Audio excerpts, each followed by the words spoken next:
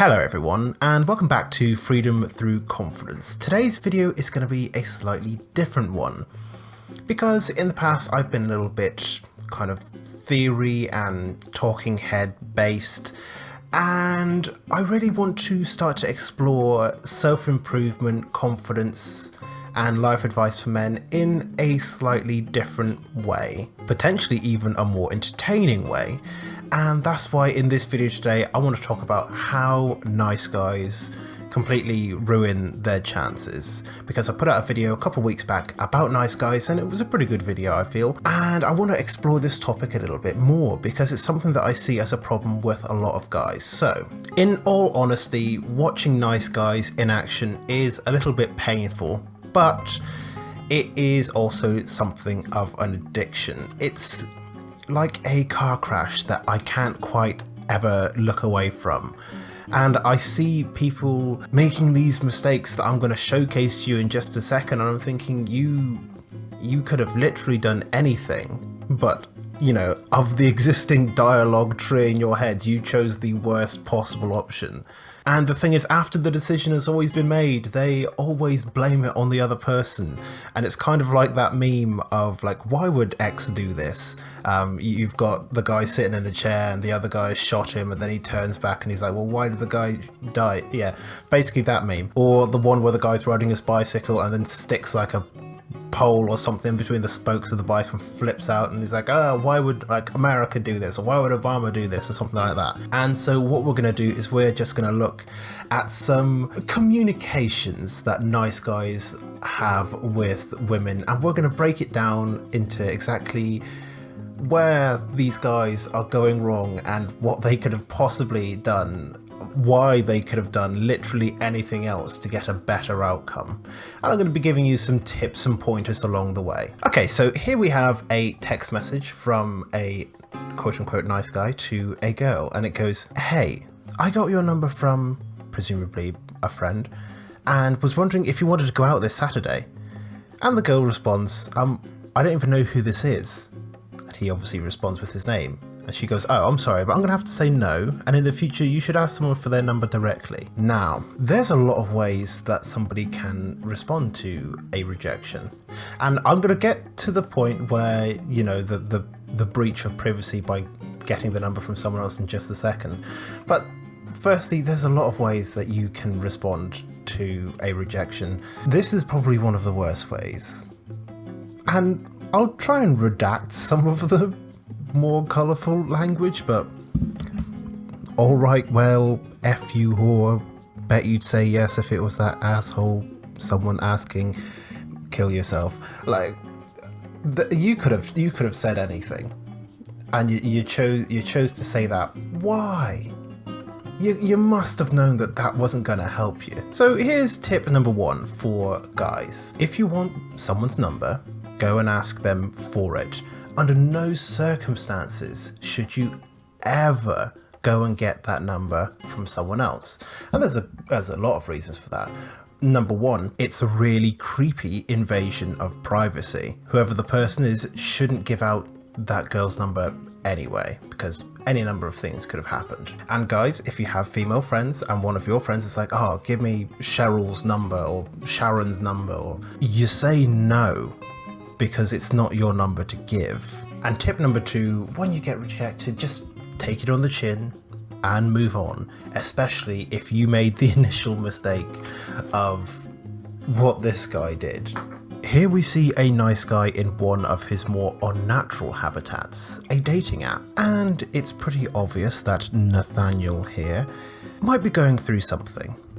His bio reads, I'm done with being genuine, done with being real, done with trying to build an actual relationship, forgiving a flying FK about anyone other than myself and putting myself out there. Bad decisions only. Now there's a lot of red flags in this dating profile, not least of which is the fact that he is a Sagittarius. He claims to be 6 foot, but this bio it's got some 5'10" energy to it. So what's he doing wrong here?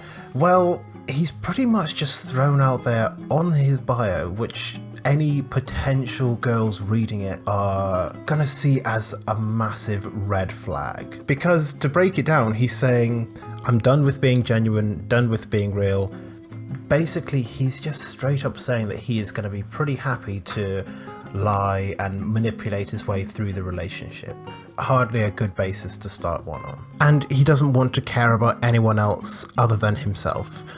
Again, how does he think that this is going to help his chances on dating on Bumble? Come on, dude. Like, give yourself a chance. Bumble, Tinder, Hinge, POF, like all of them, they're already pretty difficult for guys. Why would you set yourself up for failure here, man? Why would you do this? Nathaniel, explain. Dude, why would you do this? This is insane. Here's a Facebook post. She's blocked me on Facebook, but not Snapchat or my phone number, so I'm still liking my chances with her. What is it with girls who are interested in me, yet have me blocked on Facebook? Like, why? I swear, I'm a nice guy. Alright guys, if you ever tell someone, oh, I'm a nice guy, they're going to see that as an instant red flag, because nobody who's actually nice has to say that. It's kind of like the dating equivalent of being like, I'm not racist, but the fact that he says, what is it with girls who are interested in me yet have blocked me on Facebook, like why, would kind of suggest that this has happened before. It also suggests that they aren't really interested in him. Because he doesn't seem to be capable of taking no for an answer. She's blocked him on Facebook, but not Snapchat or my phone number, so I'm still liking my chances. Means that, oh, well, she said no once, but there's no guarantee that she won't say no again. And it's this kind of mentality that gives a lot of guys a bad rep. Come on, man. Like, you can do better than this. I know you can do better than this. Take the rejection on the chin. It happens to the best of us. Sorry, move on. Now, it's entirely possible that this post, meme, it's not a meme, whatever this format of communication is, it's possible that this is just parody, but on the off chance that it isn't, what do you think that this actually says about you? I said I'm a nice guy. Damn, females, message me already. Like, I'm needy would have been much less words to type, and it wouldn't have been as much effort. You could have even written it in all capitals as well. It would have been fine. Like I said in my nice guys video, being nice, being actually nice, by the way, not being performatively nice, is an absolutely baseline level for you to be at. Being nice isn't a personality, it's a given. Everyone should be nice, and yeah, you don't get any points for that, sorry. Here's another one. I wish girls would do this to me, but instead they only want to be with F-boys. It's not fair. And somebody has of course rightfully commented underneath, this comment is the reason they don't want you, bro.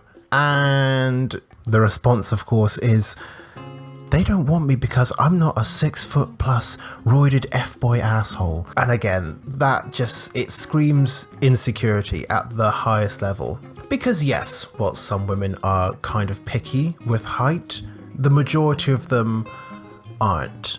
And of course, it's entirely possible that I'm just saying that from my 6' Chad perspective, but your height really doesn't matter too much.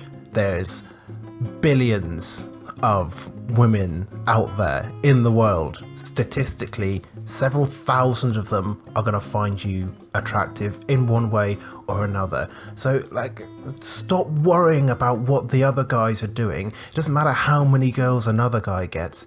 Just, you know, do you, man. This kind of whiny, self-deprecating behavior doesn't serve you in any way, so like chill out, man. Someone responds, no, they don't want you because you're a self-deprecating idiot who acts like a little bitch. Stop being jealous of other men because you can't have what they have. Grow up. And again, they respond, I'm not self-deprecating. I actually know that I'm quite the gentleman and also very handsome. It's not my fault liberalism ruined women. Trust me, liberalism isn't your fault here, dude. And again, it doesn't matter if you're a gentleman. That's expected. That's baseline behavior. You gotta bring something to the table, dude. You gotta bring personality or a sense of humor or something. Please, anything. And of course, I could go through these posts all day, every day, and have endless amounts of content to critique and make vaguely funny comments about. It doesn't matter. if you're a nice guy or if you're a gentleman, because that's baseline behavior. If you have to say that you're a nice guy, then you probably aren't a nice guy. And finally, being insecure and self-deprecating towards yourself for whatever reason or whatever feature you feel that you might have will not help you. If you want to avoid these situations, then you have got to build up your confidence. You have got to become a better man. Otherwise, you're just going to end up in the same situations that you found yourself in over and over and over again, and you will end up blaming women and liberalism and the 6'5" chads.